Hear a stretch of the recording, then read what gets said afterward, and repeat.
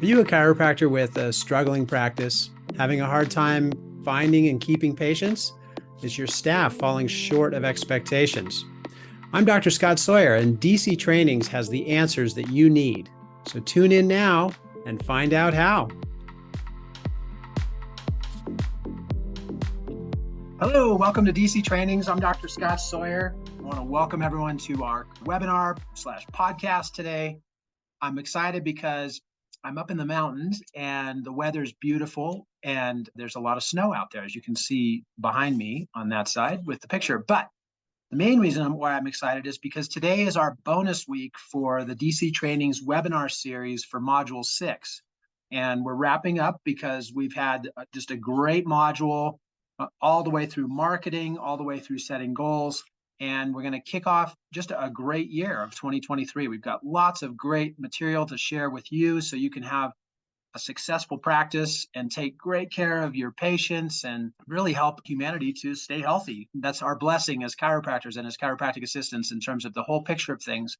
We get to help people. And when we help people and they're healthier, they have more fun and more enjoyment in their lives. And it just makes for a better world around us. So again, I'm excited to be with you today.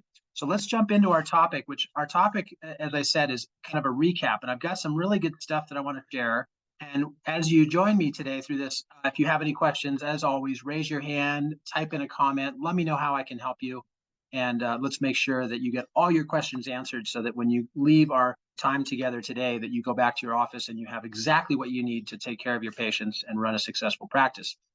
As I said, we're finishing up goals and marketing, which you can see on your screen. And what I want to do today is I want to go through the last section, which it sort of wraps up the module as it relates to goals and setting goals. And as I had talked about last week, we're going to do a recap of some of the core values that I've been working on for 30 years with my wife and I. We've really formed our core values, and these are the values that sort of govern our life and our decisions in life. And I think that when anyone has core values in place, then what happens is they learn to make decisions based on those core values, not based on a whim.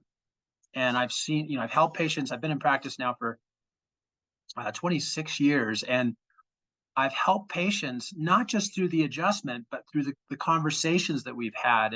And you can see that as somebody transitions from feeling out of control with their health and transitioning into being in control of their health, that decisions in their lives become clearer in terms of what's going to benefit them for the long term, right? And that's the case with these goals. When you have core values, those values govern the direction of your life. And when you don't have core values, not that it's a bad direction, but it's just a different direction. You sort of go here, go there, and when you have those core values in place, it's just such a powerful, like a catalyst, right? A catalyst is something that speeds up a chemical reaction.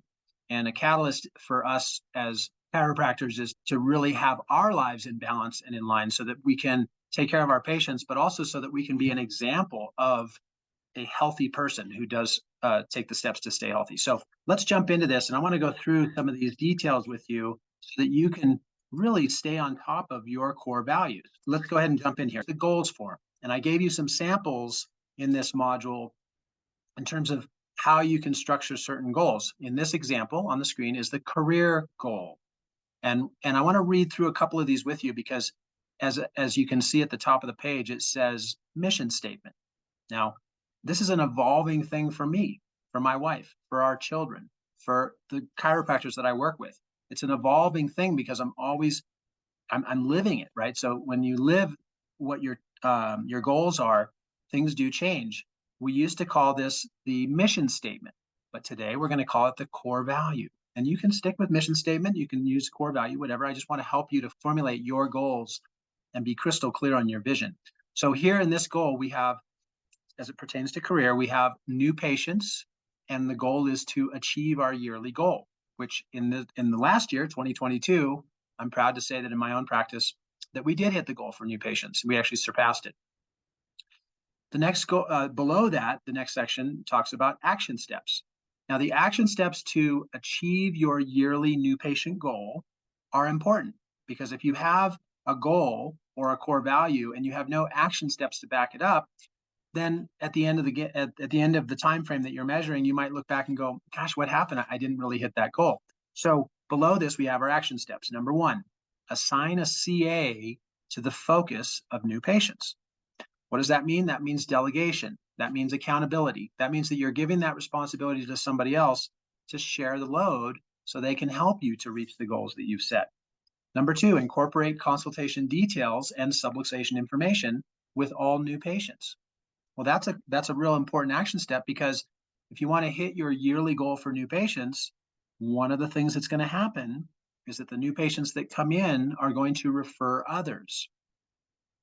So with the new patients that are in front of you, if you can teach them about subluxations and about spinal health and overall health and ways to improve their health through the consultation and through the information about subluxations, then they're going to then pass the word on and be much more likely to refer others, namely their spouse or their children or their close friends. Number three, complete the entire new patient appointment in less than an hour. Now, we all are familiar with the age-old saying that says, when you go to a doctor's office, you're going to probably wait around forever, and eventually the doctor will see you. Well, one of the unique qualities, and you might want to write that down, unique qualities that you can incorporate into your practice to stand apart from other general doctor's appointments, is to be punctual and to be efficient. So if a patient knows that when they go to a doctor's appointment, they're going to be in and out of that appointment, even on the first visit, in less than an hour or an hour or less, that is a really great unique quality or a selling point that you can use in terms of your marketing. Or more importantly, that's going to be a basis for people to refer other new patients to your practice. Now, you notice how we're shifting into gears, but I'm also still talking about marketing, because that's the topic of this module. So that would be number three, is to incorporate those steps that you need to take to make sure that your whole new patient appointment is done in less than an hour. Now, number two, here's another goal. So that was a core value or mission statement. That was a goal, and then three action steps below that goal. We're going to take a goal number two, conversion rates. Maintain above 80% reported findings and 90% for care plan renewals for all new patients, meaning that the new patients that come in convert into an active care plan for ongoing visits, right? That's an important factor, because, as with any business, you can work hard to bring a customer in the first time, but where the real success is made and viability of a company is through repeated business, right? You want those people that came in to see you the first time to be so wowed and impressed by you that they come back again. And this is one of those factors, right? So we want to make sure that our conversion rates or our onboarding are at or above the thresholds to where we know when new patients come in, they're going to stay with us for X amount of visits after that. So we can build that rapport and relationships, and we can get the results that they're looking for. So the action steps behind maintaining high conversion rates, which I know many of our DC trainings doctors do, and some that are on the call with us today. So pat yourselves on the back. Good job, right? Number one, assign CAs to the report of findings and care plan renewal focus, and train with DC trainings training scripts, right? So having those things in place is one thing, but assigning it to a CA and then training with them to make sure that those steps are being utilized takes it to the next level. Number two, use corrective care worksheets with entire care plan for the first year. So use the corrective care worksheet, which I've given you, or you can call it the care plan worksheet, and lay out the whole care plan of what you would want for this patient. Now, I'll just ask you a rhetorical question. Would you like to have chiropractic care for yourself and your family ongoing from now on for the rest of your life?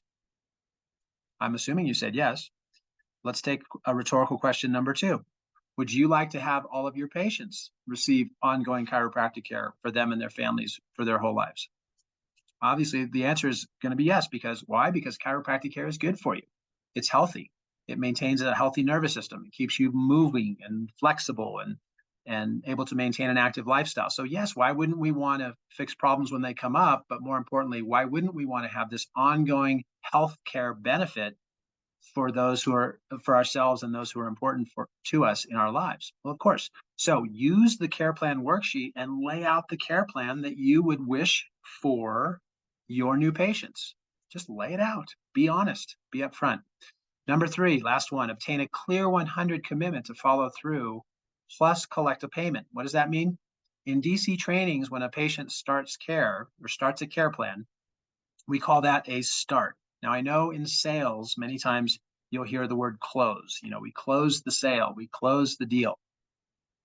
Close is not the best word in chiropractic, given our philosophy and our principles, right? We want to open the nervous system. We want to open the abundance of health.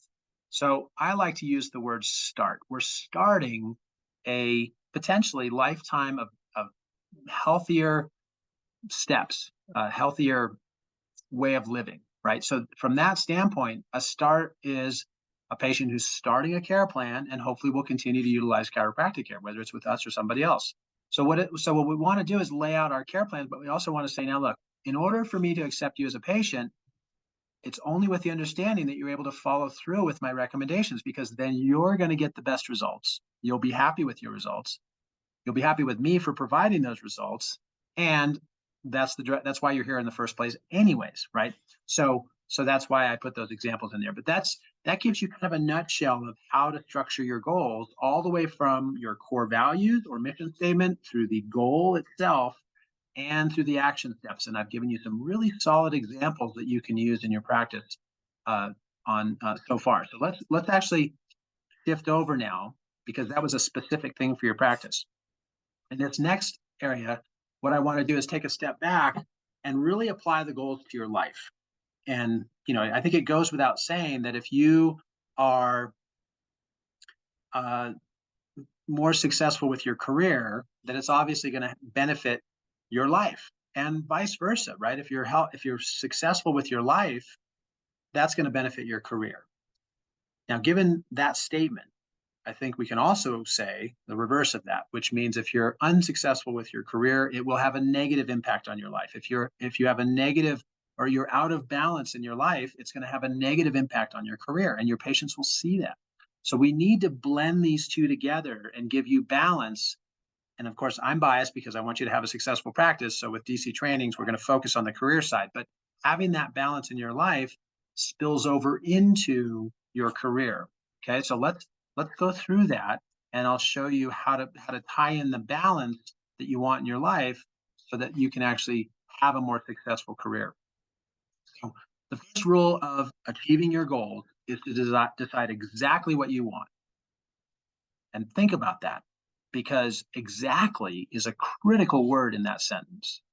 For me, I'm sort of an adrenaline junkie. Like I have to stay active. I have to be moving every day. If I don't break a sweat in some way, I get grumpy.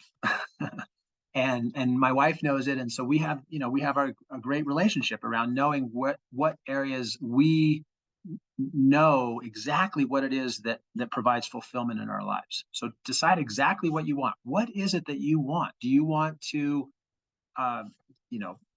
whatever it is, buy a house, have children, find your soulmate, buy a car, buy some groceries? I mean, decide exactly what you want and set a goal around that desire. And I gave you kind of a long list. I mean, buying some groceries is a small goal.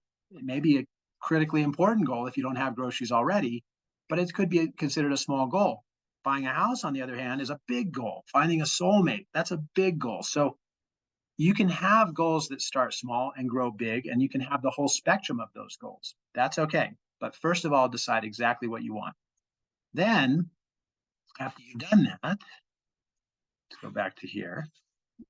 State it in positive terms. So set your goals up, and then a goal wouldn't be cut back on my hours at work. That's not the most positive terms. And in the big picture of things, when you look back on your life 20, 30 years from now, that's not going to be very inspiring. But if you said, I love my work, I love what I do, then that over time, as you repeat that, which I'll show you that in a second, you're going to find yourself either leaving your current work because you're not happy with it, or, and obviously, again, I'm biased because I want to have all of us be successful in our chiropractic practices, or you're going to find a way to change the details at work so that you can have it be exciting and fun and beneficial, right? So use positive terms. I love what I do to help people. I love the fact that I'm able to serve people with chiropractic care. I love the fact that I'm healthy and fit and I can do what I want to do. So use positive terms. I am at my ideal body weight. I mean, there's such a common goal. Probably one of the most common goals, if I was to generalize, would be to lose weight, right? Lots of people will say, I know what I have as a goal. I want to lose weight. Well, that's not positive terms. So if you want to lose weight, that's fine, but make the goal a positive term. In other words, you might say, my goal is not to lose weight. Actually, you wouldn't even say that. Leave that part out. What you would do is just say, my goal is to be at my ideal weight. And whatever that number is, that's the goal right there. So use positive terms when you're crystallizing and deciding exactly what you want. Number 3, place reminders to visualize. So having a goal, for example, of achieving your ideal weight might be to, for example, go out. Let's say you want to have a certain waist size, and I don't mind sharing my own personal numbers with you, but plug in your own numbers. Let's say I want to get my waist size to an exact number, and that's the size I should be at for my ideal weight. Well, I might just go out and buy a pair of pants that are in that size. Now, let's say I buy a pair of pants, but I really want to reward myself, and we're going to get into rewards in a minute. So I buy a cheap pair of pants. I go and just buy like the cheapest pair of pants I can find, but they're in the size that is written in my goal. Okay, so let's go back to our slide here, because if that's how I do it, right, then what is that? That pair of pants that's in the ideal size is the goal, and I have a reminder to visualize that. So every time I walk in my closet or open my drawer, I'm going to see those pants that I'm really wanting to fit into. That's my goal. So the more specific the goal, the more attainable it is. And the more you visualize it, the more it keeps that goal fresh in your mind. Let's keep going. So from here, let's go to well, actually, sorry, I digress for a second. Because those are really important factors. Now we're going to go back to when we did write all our goals down. This was at the beginning of the module, right? We listed every goal. So go back to that page, and you might have to come back and listen to this podcast later when you have it in front of you, if you don't have it in front of you now. But go back to that page where you just, the sky's the limit. There's magic in thinking big, and you wrote everything down on that page that you wanted. So we have that list. Now we're going to start to apply some of those factors that I just went through to that list. So once we've listed every goal, we have them. What do? We decide exactly what we want. We want to have them written clearly in exact detail. And we've got visual reminders spread out around to where we can't miss that this goal is there. Now that we've done that, we're going to go back and apply them to every category. And there's 8 categories. And I gave you those in the seminar video, and I'm going to give them to you today too, but you want to assign those categories. And why is that? Because we want to balance the wheel. We're going to balance our life by having goals in each one of those categories, right? And I'm listing them in front of you right now. So the first one is family. Have goals for family. Now, if you don't have a spouse yet, or you don't have children yet, that's okay. Who's the closest person to you in your family? Have a goal for that relationship, that person. Maybe it's your parents and you want to do something nice for them. Maybe it's a goal to spend more time with them. Maybe it's a goal to compliment them better. I don't know what that would be. That's going to be specific to you. The next one would be health. Have some goals for health. How healthy do you want to be? Do you want to stop eating junk food? Now, back to my point earlier, that's not a goal in the terms that I've given you. You wouldn't put a goal down and say, I want to stop eating junk food. What you would do is put it in the most positive terms possible and place visual reminders in as many places as possible. So as an example, if my goal is to stop eating junk food, my goal might say something like, I nourish my body with the best nutrition I can find. I'm eating the optimal nourishment. The food I eat builds healthy cells. Those are examples of positive terms around a goal. And as you're walking into a McDonald's, you're going to be thinking, I nourish my body with optimum nutrients. And you're going to look around the restaurant and say, well, that doesn't fit with my goal. And you'll probably turn around and walk out. And it starts to govern these decisions that you make in your life that then help you to crystallize your goals. But more important than that, it helps you to actually reach your goals, right? Because you have these things crystallized. Next one is spiritual. For spiritual, what is your, the center of life in your body? What really drives you to be connected to the universe? And in chiropractic, we're really blessed because the developer of chiropractic, Dr. B.J. Palmer, wrote some very specific principles of chiropractic. Actually, D.D. Palmer wrote them too. So, and I think actually D.D. wrote them first. So we'll go back to D.D. D.D. was the founder of chiropractic. B.J. Palmer was the developer of chiropractic. But what they wrote was that there's these founding principles in chiropractic, and one of those is that there's universal intelligence that guides and governs the properties of all matter. The second principle that they wrote to back up the first one was there's an innate intelligence. So there's this universal intelligence, there's an innate intelligence within every living being, every living thing that governs the properties that hold those molecules and cells and everything together and govern how that thing is able to live and be alive and be different from the rock that it is on the ground, right?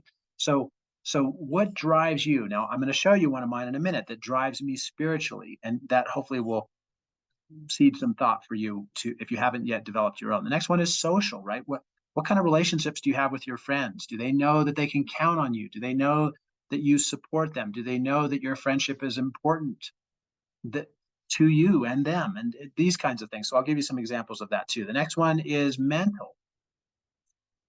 I'm a firm believer that we can always learn new things. That old saying about you can't teach an old dog new tricks. Well, I think you can. So having goals around mental expansion and furthering your knowledge and pursuit of learning, that's a great goal. And we want to expand our minds as much as possible. The next one is financial, right? How secure financially do you want to be? How much better will you sleep at night if you have financial security? And if you do find that you're waking up at night because you're stressed about money, then a goal would not, the wrong way to write the goal would be, I'm not stressed about money anymore. That's not really a goal. That's not in positive terms. And it's not something you're going to place visual reminders to yourself around with an empty bank account statement, right? So you're going to change that into more positive terms. I have an abundance of financial security, and then have some structured goals behind that.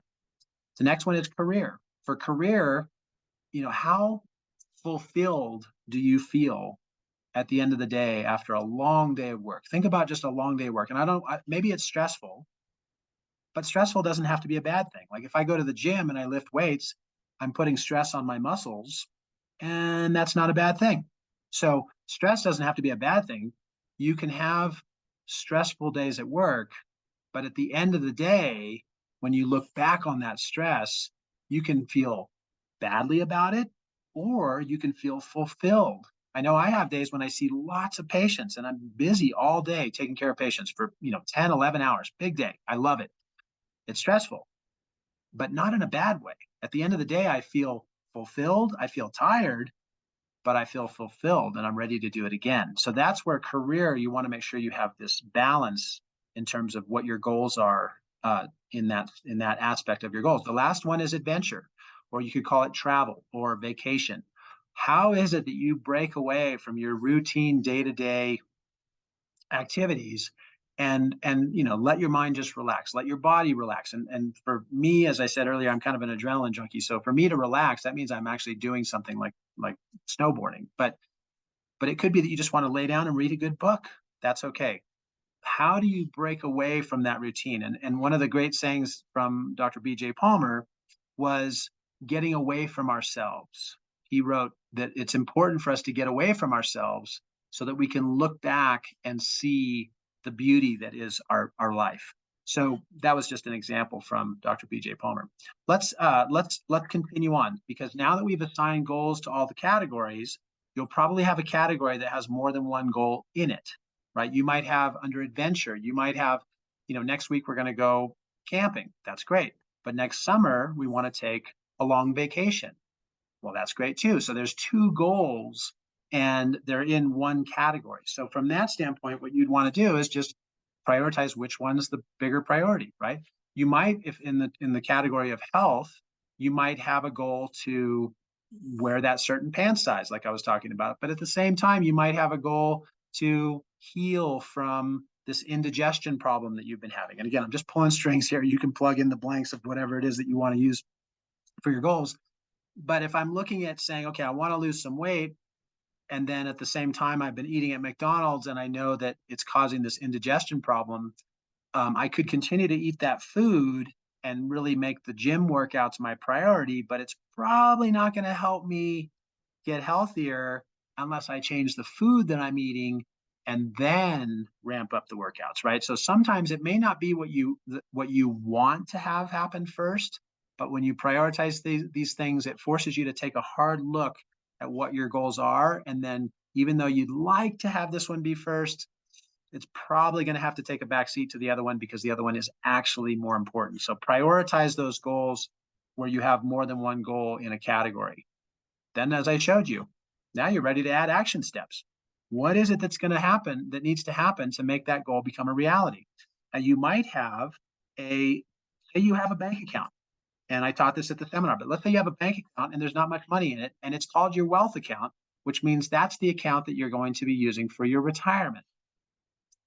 Well, it could be a problem if you don't have enough money for retirement. So as the action steps apply to this particular one. So what is this? We have our mission statement, which I'll show you in a minute, or our core values. And then we have our goal. And our goal is to have an account that you can retire on. Well, one of the action steps is going to be to start building that account. So you might, as I taught you at the seminar, decide I'm going to put 10% of every paycheck into that account and just start building it up as much as I can. Still gives me some money to play with, still gives me some money to pay my bills, but there's a certain amount of money every single paycheck that's going to go into this account, and that's going to be saving for my retirement. So that way you have now this action step in place that's leading you towards the goal of being financially secure. And then obviously on the core values, I'll show you my core value in a minute, and you can use that as an example. But that's where we really get into these deep-seated values to where, what does money mean for you? Like, some people just want to have a lot of it. Great. Some people want to have the result that lots of money produces. Like, it gives them choices to go on trips or something. And that's more important. And that's okay too. Whatever it is that drives you, that's what makes these your core values, your goals, and your action steps. That's what's so beautiful about it. Okay, so let's go back, and the next step after action step is target date. Now, this is a fun section because here you get to really lay it out. And let's use a simple one like the vacation, right? We're going to go camping next weekend, but next summer we want to take a family trip. So target dates, well, I said next weekend, so I gave it away. Target dates mean you put a date on it. And that's really where you put your feet to the fire and you hold yourself accountable. Because if you're looking at that date and it's approaching and you haven't really followed your action steps, or you haven't prioritized your goals, maybe you haven't even assigned your goals, but there's a target date on there, then you're going to see that coming and say, whoa, I got to get going on this because I want to make sure I hit that goal by that date. So setting dates is really the catalyst that drives the goals. And in the case of the camping, right, I said next weekend we're going to go camping. Next summer we're going to take a family trip. Well, the more detailed I am about that, the better chance I have of accomplishing that goal, right? So if I have, let's say I have a plan, and I'll just pick a random, let's say I want to take a family trip and go to Hawaii. Hawaiian family vacation next summer. We're going to get excited about it. It's a little ways off right now, but the more action steps I put into place now, the better prepared we'll be when that comes. So first of all, one action step would be, let's pick where we're going to go, right? We're going to go to Hawaii. Okay, we did that. Now we're going to set a target date. Okay, it's going to be next summer on August 1st. More action steps need to be in place, though, to really crystallize that trip so that we can get super excited about it, and so we can hold ourselves accountable to the action steps and that target date. So another one would be, where are we going to stay? We probably should pay for this from our pleasure account. So we're probably going to start putting extra money into our pleasure account that we can afford because we have our financial goals in place and we have our financial action steps in place. So we can allocate a certain amount of money every month or every paycheck towards that family vacation. And that gives us the ability to add up how much we're saving towards that family vacation, and gives us the ability to know that when that family vacation arrives, that we're going to have enough money for it, right? So all these things start to fall into place and make it so that we're completely organized, we're prepared. And boy, when you're organized and prepared, how much more exciting is that trip? I mean, the last thing to do would be to get to the trip was supposed to happen August 1st. here we are, it's June 1st. We haven't saved any money. There's a setback at work, got some hours dropped, didn't get as big of a bonus. Whatever it was, we're not sure if we can afford the trip, and we didn't actually book the tickets. So now they're more expensive. Oh, what a bummer, right? So the more prepared we are, the more just easy it all comes together. But ultimately, where I went with that, that's how much more excited we can all get about this upcoming trip, right? Let's continue on, and then we're gonna I want to show you the mission statements after this. So once we've assigned the target dates, then we want to state a reward or a benefit. Now, in the case of this vacation, that's pretty clear or pretty easy. But let's say that going all the way back to that pair of pants I was talking about, let's say the reward is I get to wear those pants, right? All these things can play into either small goals or big goals. But how great is it going to feel when I put those pair of pants on that I've been holding on to and I've been seeing them day after day? They keep looking at me when I open up the drawer. There they are, and I can't wear them. I can't wear them. And then the day when I hit my target date and I hit my goal, all the action steps paid off, and I put those pants on and they fit perfect. How good is that going to feel, right? That's where it really comes to fruition and you get excited. So we want to have a reward or a benefit, something that gets us excited. And again, it doesn't have to be big. It could be small, or it could be big. Whatever it is that you want to have that written down. And as you're seeing all these sort of steps fall into place, please, please, please write them down. I showed you how my goals are written. Write them down. An unwritten goal is a wish, and wishes rarely come true, right? So make sure you write them down. Once they're written, they'll be much more likely to happen. Now, the next thing here I want to just say as we wrap this section up is about long-term goals, because we want to have long-term goals, right? Just getting to where I can put the pants on, that's great. Maybe the long-term goal is I buy several pairs of pants in that same size, and I get to wear all of them, so much so that they last me for several years. So that means I have to maintain that optimum body size or health level, right? So having some long-term goals is important. And it's interesting because I've been teaching this for long enough. I've had doctors where they were having a hard time coming up with short-term goals. Like, I don't know, I just want to get out of this rut that I'm in. I need to change things fast because I'm kind of in panic mode. Well, if you're having trouble setting short-term goals, then set some long-term goals. Just visualize, where do I want to be in 5 years? Where do I want to be in 20 years? And then work backwards. It'll make it much easier to set some short-term goals when you know what your long-term goals are. Okay, let's keep going. And I want to shift over. We're going to talk about core values. Now, core values, again, that's the stuff that really drives you. I have a story that I tell around this building that's in front of us. It's a very tall building. And if you were on the top of this building and there was another building right next to it, so they were close enough to where there was actually a plank crossing between the two buildings, if you can visualize that, and you were supposed to walk across this plank to the other building. Now you're really high up in the air. This is a 100-story building, and there's a plank across to the other 100-story building, and you're supposed to walk over there. And I say, go for it. You say, you're crazy. There's no way. I say, well, how about if on the other side of the plank, there's $1 million? Well, some people would go, sure, I'll do it. Maybe the ones that maybe, if you don't have any groceries and that was your goal, $1 million, sure, I'll walk that plank because otherwise I'm not going to make it anyways. I'm joking, of course. Now, so yeah, $1 million, some would, but some wouldn't because their core values are not such that they're in alignment with that. Maybe they're afraid of heights. And so $1 million is not enough to drive them to walk across this plank to the other side. So I go, okay, well, let's make it $100 million. That's $1 billion. Let's say $1 billion. There's $1 billion over there. If you walk across this plank, you'll never work again in your life. You'll be set for life, and go for it. And some would at that point, and others still wouldn't do it. So then the story goes like this.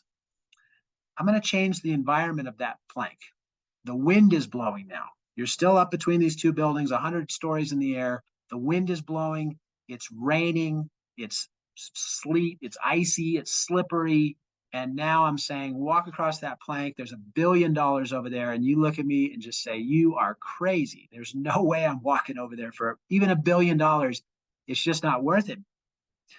And I say, okay, well then let's leave the weather the same. The wind's blowing, the sleet's blowing, the ice is there, and but it's your child at the other side.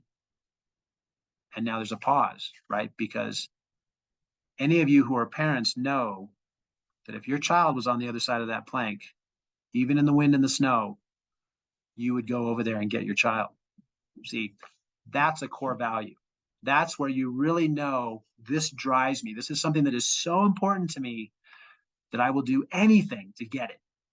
That's a core value. So let's go through some core values in each of those categories, and I'll share these with you so that you can sort of start to crystallize your own. Now, I'm sharing my personal core values, not so you can copy them. I want you to be able to use these as a springboard to develop your own.